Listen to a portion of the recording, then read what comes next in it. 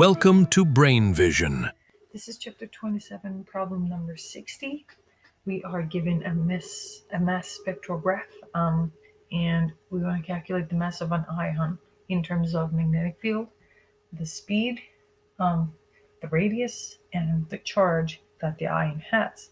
So in part A, the ion is accelerated by a potential difference, so that it's going to gain the potential energy Q times V, and this potential energy is going to convert it into the kinetic energy, which is 1/2 mv squared for this ion.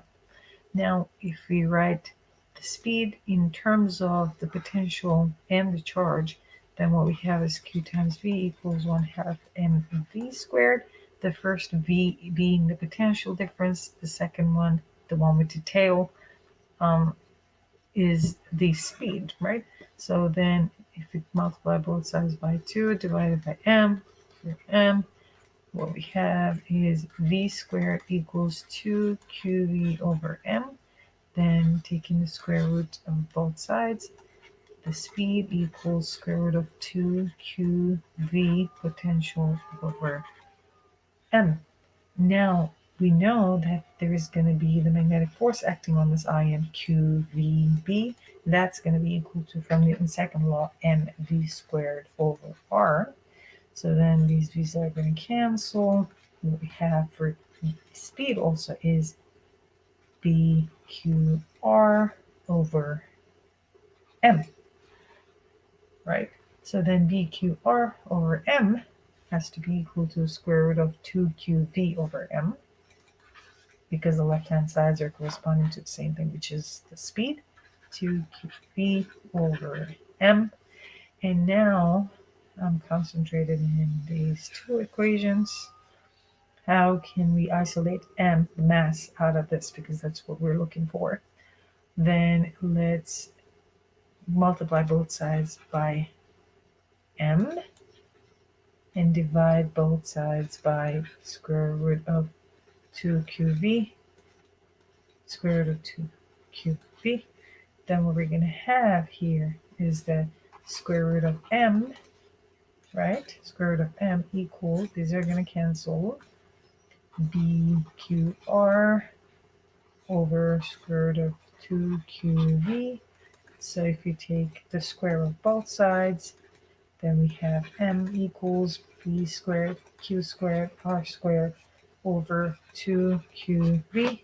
Let's cancel 1q. So then we're going to have b squared q r squared over 2v, v again being the potential.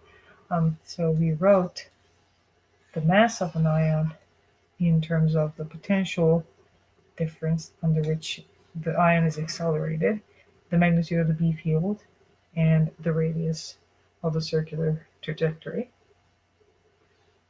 Now in part B, we're going to use that expression in order to calculate the potential needed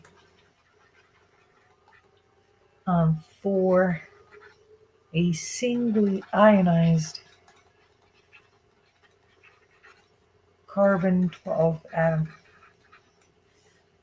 So again, let's remember m equals q b squared r squared over 2v. Now we want the potential, so we're going to multiply both sides by v and divide both sides by m. These are going to cancel, these are going to cancel. So the potential is going to be equal to q b squared r squared over 2m. Now, in this expression, if we plug in values, then Q is basically 1.6 times 10 to the power of negative 19 coulombs, right? And the magnetic field is given to us as 0.15 Tesla squared. The radius is given to us as 50 centimeters, so I'm going to convert that to meters and then square it over 2 times the total mass is, since we have 12 atoms, we're going to have to multiply, in order to calculate the total mass, we're going to have to multiply by 12, and the single proton's mass. So then we're going to calculate the potential to be 2.26 times 10 to the power 4 volts for potential needed for a singly ionized carbon-12 atom. And now in part C, let's go to a new page. In part C, we're supposing that the beam consists of a mixture of C12, carbon-12, and carbon-14 ions. And we want to figure out if we can distinguish the purely from the distance traveled. Can we calculate the separation of these two isotopes at the detector? So in order to answer this question, we need to find the individual radiuses, right? What will be the radius if I had carbon-12 atoms, and what will be the radius if I had carbon-14 atoms? And in order to get there, again, the expression that we had, m equals q v squared r squared over 2v. Now what we're dealing with is, again, the radius of the trajectory, right? Now let's try and isolate r by multiplying both sides by 2b, dividing by qb squared, 2b qb squared. So these are going to cancel.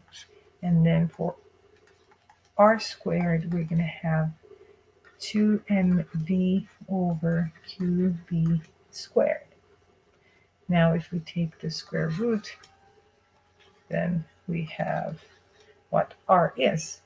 Now, again, we have to compare the diameters, right? Because that's the different distance traveled for each isotope. So then what we're looking for actually is 2r. So now for, let's say, carbon-12, right? Let's start with 14, sorry. So D, I'm going to call this D14 equals 2R14. That equals to, using this equation, 2 times 2mv over qb squared. M being here 14 mass of a single proton, right? So then we can rewrite this equation as 2 times 14u times v divided by qb squared. Then this will be 228uv over qb squared. So now if we do the same thing for carbon-12, D12 would be twice R12. It will be 2 times 2mv over qb squared. That would be equal to, m being 12 now, 12u now. We would have 2 times 12u times v over qb squared. Then we have 2 square root of 24uv over qb squared. Now, we want to know if we can distinguish carbon-14 atoms from carbon-12. So we're actually looking at the difference between the diameters. So delta D is what we're looking for. Delta D then is going to be D14 minus D12, right? So if we do that, what we're looking for basically is 2 square root of 28uv over qb squared minus 224uv over qb squared. Let's go to the next page. So if that is the case, then 2 times uv over qb squared, then is it going to be equal to square root of 28u? Sorry, we already carry u here. Excuse me. We don't have to. We already put the u here. We don't have to repeat that. So then minus square root of 24. Okay. Then we plug in for u. What we have is 1.66 times 10 to the power negative 27 kilograms. And the potential we had calculated to be 2.26 times 10 to the power 4 volts over Q would be 1.6 times 10 to the power negative 19 coulomb chargeable proton. and then the square of the magnetic field. These are all under square root. And then we have square root of 28 minus square root of 24. So then when we calculate everything, we're going to find that separation to be 8 times 10 to the power of negative 2 meters, which corresponds to 8 centimeters, which is quite distinguishable.